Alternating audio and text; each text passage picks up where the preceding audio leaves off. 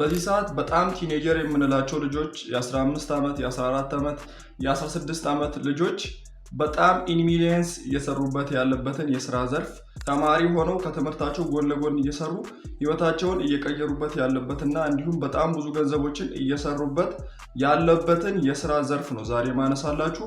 እናንተም በጣም ብዙ ቦታ ላይክ ስሙን ሰምታችሁ ልታውቁት ትችላላችሁ፣ ግን በእርግጠኝነት ብዙ ሰው ስሙን ያውቃል እንጂ ብዙ ጊዜ መረዳቱ አይኖረውምና ዛሬ ኢን ዲቴል ገብተን ስለ ስራው ምንነት በአጠቃላይ አስፈላጊው ስራውን ለመስራት የሚያስፈልጉ ነገሮችን በአጠቃላይ እናያቸዋለን ማለት ነው።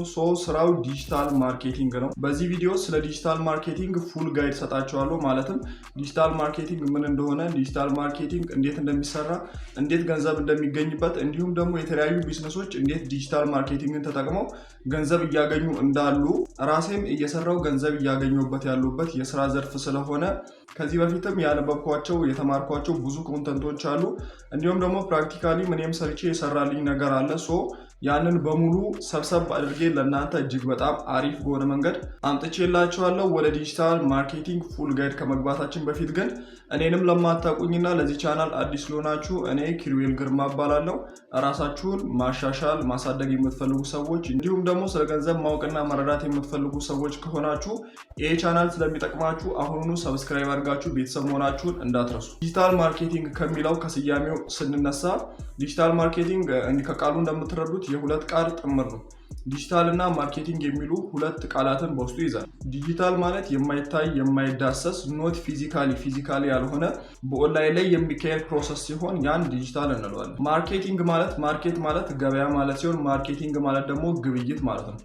ሁለቱን ቃላት አንድ ላይ ስናረጋቸው ዲጂታል ማርኬቲንግ ማለት ፊዚካሊ የምትሸጡትን ሰርቪስ ወይም ደግሞ ፕሮዳክት በኦንላይን ላይ ስታረጉት፣ ኦንላይን ላይ ስትገበያዩ፣ ኦንላይን ላይ ስትሸጡ፣ ኦንላይን ላይ ስትገዙ ያንን ዲጂታል ማርኬቲንግ እንለዋለን ማለት ነው። ባይ ዘ ዌይ እንደዚህ ስላችሁ ዲጂታል ማርኬቲንግ ለመስራት የግድ እናንተ የሆነ የምትሸጡት ፕሮዳክት ወይም ደግሞ ሰርቪስ ሊኖራችሁ ይገባል ማለት አይደለም።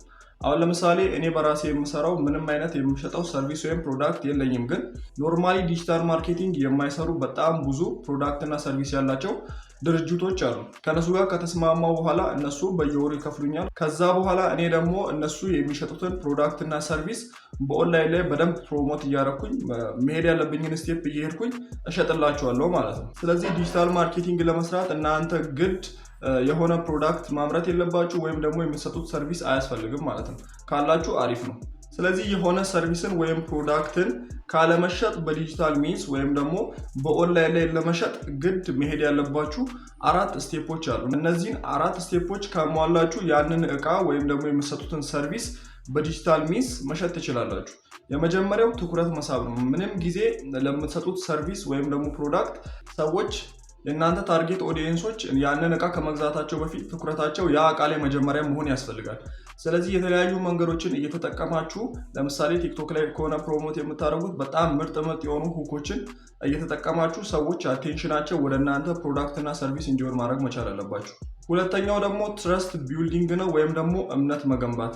ለምትሰጡት ሰርቪስ ወይም ደግሞ ለምትሸጡት ፕሮዳክት እውነተኛና ጠቃሚ የሆነ መረጃን ለታርጌት ኦዲየንሳችሁ በመስጠት በዛ እቃ ላይ ወይም ደግሞ በምትሰጡት ሰርቪስ ላይ ሰዎች እምነትን እንዲገነቡ፣ ምክንያቱም እምነትን ከገነባችሁ በኋላ ነው ወደ ሽያጭ የምትሄዱት ማለት ነው።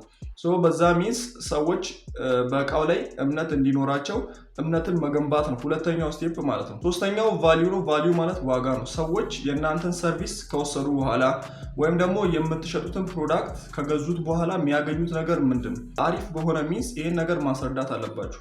የኛን እቃ ወይም ደግሞ የኛን ሰርቪስ ከወሰዳችሁ ይሄን ችግራችሁን ያቀልላቸዋል። ይሄን ግልጽ በሆነና ቀጥታ በሆነ ሚንስ ይሄን ነገር በደንብ ማስረዳት አለባችሁ ማለት ነው። እነዚህ 3 ስቴፖች በትክክል ከሄዳችሁ ወደ አራተኛው መሸጥ ወደሚለው ፓርት ማለፍ ትችላላችሁ። መጀመሪያ ስለ እቃ ወይም ስለምትሰጡት ሰርቪስ ትኩረት ትስባላችሁ። ሰዎች አቴንሽናቸው ወደዛ ከሆነ በኋላ ትረስት ትገነባላችሁ። እውነተኛና ቀጥተኛ የሆነ ነገር ስለ እቃው ወይም ስለምትሰጡት ሰርቪስ ታስረዳላችሁ። ሶስተኛ ደግሞ ቫልዩ፣ ያንን እቃ ታርጌት ኦዲየንሳችሁ ቢገዛ ምን ሊያገኝ ይችላል ወይም ደግሞ ያ ሰርቪስ ወይም ፕሮዳክት ምን አይነት ችግር ሊፈታለት ይችላል የሚለውን ታስረዳላችሁ። ከዛ በኋላ ያ ኦዲየንስ እቃውን የሚፈልገው ከሆነ ግድ ይገዛዋል ማለት ነው። ዲጂታል ማርኬቲንግ ላይ አንድን እቃ ካለመሸጥ በኦንላይን ወደ መሸጥ ለማምጣት ግድ እነዚህን 4 ስቴፖች ማለፍ አለባችሁ። አሁን ደግሞ ወደ ዲጂታል ማርኬቲንግ አይነቶች ስንመጣ ዲጂታል ማርኬቲንግ በጣም ብዙ ታይፖች አሉት። በጣም ብዙ አይነት ዲጂታል ማርኬቲንግ አይነቶች አሉ። ግን ሌሎቹን ትቼ አሁን ላይ በጣም ብዙ ሰዎችን እየለወጡ ያሉና አክቲቭሊ እየተንቀሳቀሱ ያሉ በደንብ እየተሰራባቸው ያሉ 3 የዲጂታል ማርኬቲንግ የስራ ዘርፎችን ይዤላችሁ መጥቻለሁ። የመጀመሪያው ኮንተንት ማርኬቲንግ ነው። ሁለተኛው ሶሻል ሚዲያ ማርኬቲንግ፣ ሶስተኛው ደግሞ አፊሊየት ማርኬቲንግ። በዛሬው ቪዲዮ እነዚህ 3 የማርኬቲንግ አይነቶች እንዴት መስራት እንደምትችሉ ፕራክቲካል ስቴፕ ባይ ስቴፕ አብራራላችኋለሁ። ከመጀመሪያው ስነሳ የመጀመሪያው ኮንተንት ማርኬቲንግ ይባላል፣ ወይም ደግሞ የይዘት ግብይት ይባላል። ይሄ ምንድነው? ለምትሰጡት ሰርቪስ ወይም ደግሞ ለምትሸጡት ፕሮዳክት የተለያዩ ኮንተንቶችን ሜክ እያደረጋችሁ አስረጂ የሆኑ ሰዎች ያንን ፕሮዳክት ቢያገኙ ምን አይነት ጥቅም እንደሚያገኙ በደንብ ብሪፍሊ የሚያስረዳ ኮንተንቶችን ፕሮዲውስ በማድረግ ለተለያዩ ኦዲየንሶች ማጋራት ማለት ነው። ቅድም ያልኳችሁን 4 ስቴፖች ታካትታላችሁ። በዛ ሚንስ ኮንተንቱን ፕሮዲውስ ካረጋችሁት በኋላ ለተለያዩ ኦዲየንሶች ታጋራላችሁ። ያንን እቃ የሚፈልገው ወይም ያንን ሰርቪስ መግዛት የሚፈልግ ሰው ከሆነ ይገዛዋል ወይም ደግሞ ይደውልላችኋል በስልኩ ማለት ነው። ሁለተኛውና አሁን ላይ በጣም ብዙ ኮንተንት ክሬተሮች እየሰሩት ያሉት ዲጂታል ማርኬቲንግ አይነት ሶሻል ሚዲያ ማርኬቲንግ ይባላል። ቃሉ እንደምትረዱት ሶሻል ሚዲያ ማርኬቲንግ፣ ሶሻል ሚዲያን በመጠቀም ቲክታክ ሊሆን ይችላል፣ ዩቲዩብ ሊሆን ይችላል፣ ጉግል ሊሆን ይችላል፣ ሰዎች የሚገናኙበትን ማህበራዊ ሚዲያዎች በመጠቀም ማርኬቲንግ ስናካሄድ ወይም ደግሞ ግብይት ስንፈጽም ሶሻል ሚዲያ ማርኬቲንግ ይባላል። የተለያዩ ፕሮዳክቶች እና ሰርቪሶች ቲክታክ ላይ ይተዋወቃሉ አይደል? ለምሳሌ ቲክታክ ላይ እንደዚህ እቃ አለን፣ ይህን እቃ እንደዚህ አይነት ችግር ይፈታላችኋል፣ በጣም ምርጥ እቃ ነው፣ ይህን እቃ መግዛት ለምትፈልጉ ከታች ዲኤም አድርጉን ወይም ደግሞ ስልክ ቁጥር ያስቀምጣሉ። ምን እያደረጉ ነው? በኦንላይን ላይ ያንን ፕሮዳክት ወይም ሰርቪስ እየተገበያዩት ነው ማለት ነው። ስለዚህ ሶሻል ሚዲያን ተጠቅመው ቲክቶክ ሊሆን ይችላል፣ የተለያዩ ፕላትፎርሞች አሉ። እነዛን ሶሻል ሚዲያዎች ተጠቅመው የሆነ ግብይት ሲያካሂዱ፣ ሲሸጡ፣ ሲለውጡ ሶሻል ሚዲያ ማርኬቲንግ ይባላል። ይሄ ሁለተኛው የዲጂታል ማርኬቲንግ አይነት ነው። ሶስተኛው የዲጂታል ማርኬቲንግ አይነት አፊሊየት ማርኬቲንግ ይባላል። ይሄ እንዴት ነው? እኔ አሁን እየሰራሁበት ያለሁበት የዲጂታል ማርኬቲንግ አይነት የአፊሊየት ማርኬቲንግ የሚባለው ነው። አፊሊየት ማርኬቲንግ እናንተ የምታመርቱት ምርት የለም ወይም ደግሞ የምትሰጡት ሰርቪስ የለም። እናንተ ምንድነው የምታደርጉት? ይሄንን ፕሮዳክት ከሚሸጡና ይሄንን ሰርቪስ ከሚሰጡ ሰዎች ወይም ደግሞ ድርጅቶች ጋር ሄዳችሁ ትነጋገራላችሁ። እኔ እቃችሁን በዚህ ልክ ገበያችሁን ጨምረዋለሁ፣ ሶሻል ሚዲያን ተጠቅሜ ሊሆን ይችላል፣ የተለያዩ ኦንላይን ዲጂታል የሆኑ ነገሮችን ተጠቅሜ ገበያችሁን ጨምራለሁ፣ ወይም ደግሞ ይሄን እቃ ካለመሸጥ ወደ መሸጥ ቀይረዋለሁ ብላችሁ ታወራላችሁ። ከነሱ ጋር ዲል ታደርጋላችሁ። ከዛ በኋላ ያ እቃ ሲሸጥ እናንተ ከዛ እቃ ላይ የራሳችሁን ፐርሰንት የምትወስዱ ከሆነ ወይም ደግሞ ከእቃው ላይ ማለት ነው ከእቃው ላይ የምታገኙ ከሆነ ኮሚሽን፣ ያን አፊሊየት ማርኬቲንግ ይባላል። አሁን 3ቱን አሪፍ የሚባሉትን እና በጣም ብዙ ስራ እየተሰራባቸው ያሉበትን የዲጂታል ማርኬቲንግ አይነቶች አይተናል። አሁን እንዴት ዲጂታል ማርኬቲንግን እንስራ፣ ካለመስራት እንዴት ወደ መስራት እንምጣ፣ ስቴፖችም ደግሞ ምንድናቸው፣ የሚያስፈልጉት ነገር ምንድናቸው የሚለውን እናያለን ማለት ነው። ዲጂታል ማርኬቲንግ ለመስራት መጀመሪያ የሚያስፈልገው ነገር ምንድነው? ስልክ ነው። አብዛኞቻችን ምናልባት ፒሲ ላይኖረን ይችላል። ስልክ እንደ መጀመሪያ በጣም በቂያችሁ ነው። ስልክ ካዘጋጃችሁ በኋላ ቀጣይ የሚያስፈልጋችሁ ነገር ኢንተርኔት ነው። ምክንያቱም ስራውን የምትሰሩ ዲጂታሊ ስለሆነ ኢንተርኔት ግድ አስፈላጊ ነው። ስልክና ኢንተርኔት ካላችሁ ቀጣይ የምታደርጉት ስቴፕ ምንድነው? ስኪል ቢውልድ ማድረግ ነው። በጣም ብዙ ጊዜ ከዚህ በፊትም ነግሬያችኋለሁ። ኦንላይን ነገሮች ላይ ዲጂታል ነገሮች ላይ ለመስራት ስኪል ግዴታ ነው። በቃ ስኪል የሌለው ሰው ወይ አንለስ ቀጥራችሁ እስካላሰራችሁ ድረስ ስኪል ከሌላችሁ ምንም መንቀሳቀስ አትችሉም ዲጂታል ነገር ላይ ማለት ነው። አሁኑኑ ኢንተርኔት እና ስልካችሁን ተጠቅማችሁ የሆነ ስኪል አትሊስት ቤዚክ የሆኑ ነገሮችን ማወቅ መቻል አለባችሁ። ለምሳሌ ቪዲዮ ኤዲቲንግ ያስፈልጋችኋል። በቃ ሌላው ቢቀር ግራፊክስ እንኳን ተምኔል ዲዛይኒንግ እንኳን ባትማሩ ቪዲዮ ኤዲቲንግ ግድ ነው። ምክንያቱም ለክላይንቶቻችሁ ሊሆን ይችላል፣ ለራሳችሁ የቀረጻችሁትን ቪዲዮ ለማስተዋወቅ ማለት ነው። ዲጂታሊ ፕሮዳክታችሁን ሰርቪሳችሁን ለማሸጥ የቀረጻችሁትን ቪዲዮ የተበላሹ ቦታዎች ሊኖሩት ይችላሉ። እነዛን ኤዲት ከት አድርጋችሁ አትሊስት ቤዚክሊ ከትና ትሪም እያደረጋችሁ እነዛን ቪዲዮዎች ካላወጣችሁ፣ ኤዲት ካላደረጋችሁ ዲጂታል ማርኬቲንግ መስራት አትችሉም።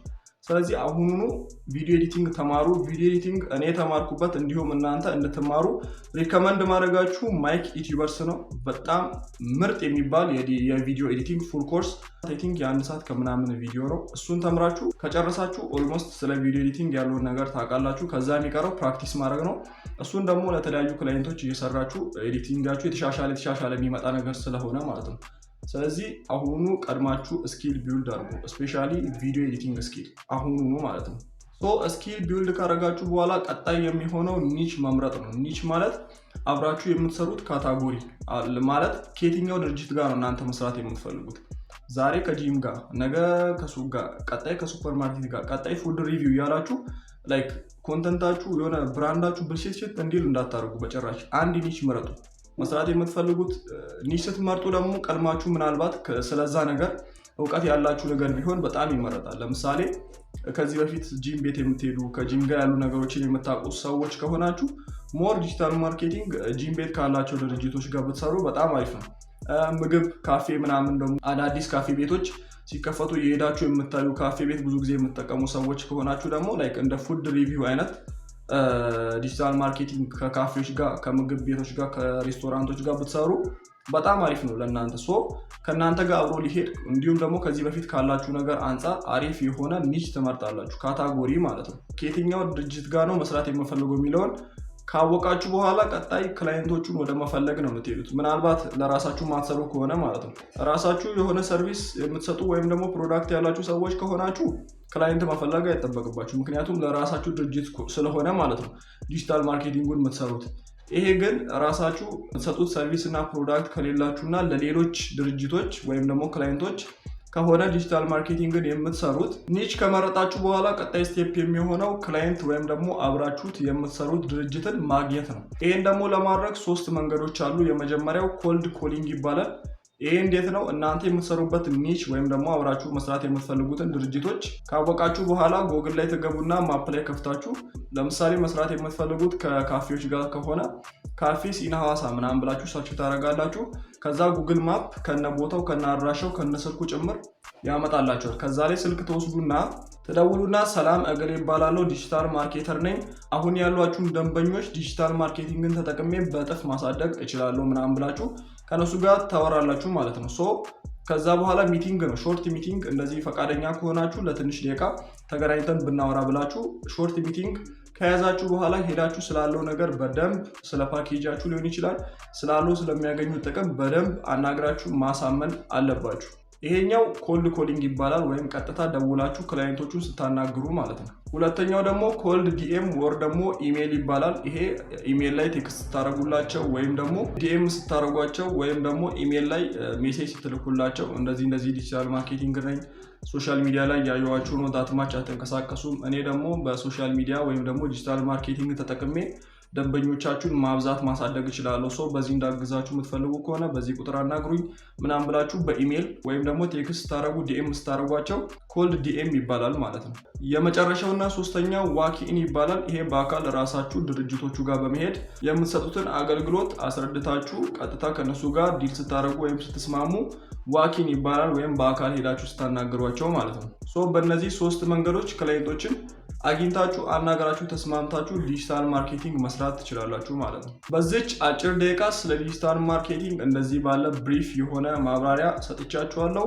እንዴት መስራት እንደምትችሉ፣ ዲጂታል ማርኬቲንግ በራሱ ምን እንደሆነ፣ እንዲሁም ደግሞ ዲጂታል ማርኬቲንግ ለመስራት ምን እንደሚያስፈልጋችሁ ስቴፕ ባይ ስቴፕ በምችለው ልክ አስረድቻችኋለሁ። ከዚህ በፊትም እንደምላችሁ ማወቅ ብቻ በቂ አይደለም፣ ምክንያቱም ዊዝደም የእውቀት ሲደመር ትግበራ ውጤት ስለሆነ። ስለዚህ የምታውቁትን ነገር ፕራክቲካሊ አፕላይ ካረጋችሁ ገንዘብ ማግኘት ትችላላችሁ። እኔ አሁን ባስረዳዋችሁ አሁን ባወቅኩት እውቀት ተጠቅሜ ነው አሁን ገንዘብ እየሰሩ ያሉት። ከእናንተ የተለየ አሁን ከነገርኳችሁ የተለየ ወይም ደግሞ የደበኳችሁ ምንም ነገር የለም። ለእኔ የሰራልኝን ቀጥታ ነው የነገርኳችሁ። እኔ ገንዘብ ማግኘት የቻልኩ ያን ነገር አፕላይ ስላደረኩት ነው። እኔም እንደናንተው ከሌላ ሰው ነው የተማርኩት። መማር ብቻ በቂ ስላልሆነ በተግባር ደግሞ ሰርቼው ገንዘብ እያገኘሁበት ነው ያለሁት። እንዲህ ቁጭ ብላችሁ ከምታገኙት እውቀት ይልቅ በተግባር እየሞከራችሁ እየተሳሳታችሁ ከዛ የምታገኙት ሌሰን በጣም የተሻለ ስለሆነ ማለት ነው። ስለዚህ አሁኑኑ ተግባር ላይ አውሉት። በዲጂታል ማርኬቲንግ ገንዘብ ማግኘት ጀምሩ።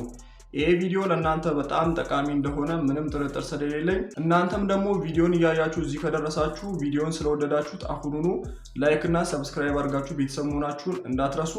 ቀጣይ ደግሞ በጣም በአሪፍና በተሻለ እውቀት በሚሰጥ ቪዲዮ እስከምመለስና እስክንገናኝ ድረስ መልካም ሳምንት። አመሰግናለሁ።